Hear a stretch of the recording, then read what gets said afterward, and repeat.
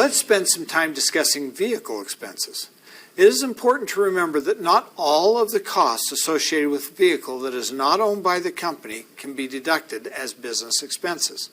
This is especially true if the vehicle is also being used for personal travel. Only the portion of vehicle expenses associated with business use can be claimed. The percentage of business use of the vehicle is used to deduct appropriate expenses such as gasoline, oil, insurance, and any other legitimate expense of operating the car, plus an appropriate amount of depreciation. The IRS requires that a written mileage record be kept showing total miles driven and business miles driven. Receipts will also be required to authenticate any expenses claimed.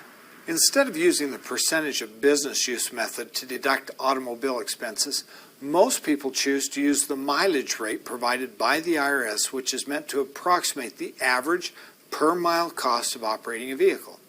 This way, the requirement to authenticate expenses becomes immaterial. This method is particularly valuable for older vehicles where the operating costs, including depreciation, are less.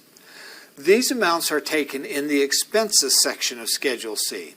Additionally, the IRS requires some general information about the vehicle if mileage or other expenses are being claimed.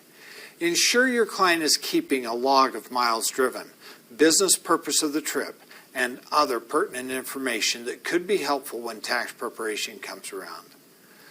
Once the total of all business operating expenses are subtracted from the gross profit, the result is a net profit or a net loss. This is the final result of Schedule C. Now, earlier I said we would address the qualified business income deduction in this section. I will give you a quick overview and suggest that you look at the explanation in the manual to more thoroughly understand the details.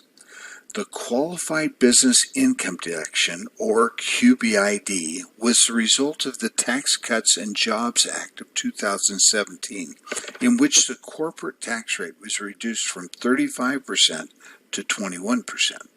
That was a huge benefit to corporations, but unfairly provided no comparable benefit to pass-through entities, meaning sole proprietors, LLCs, and S-corps, since they don't pay tax as corporations do. The solution was to give the owners of pass-through entities an additional comparably sized deduction of 20% of qualified net business income. This is calculated on Form 8995 or 8995-A and reported on line 10 of Form 1040.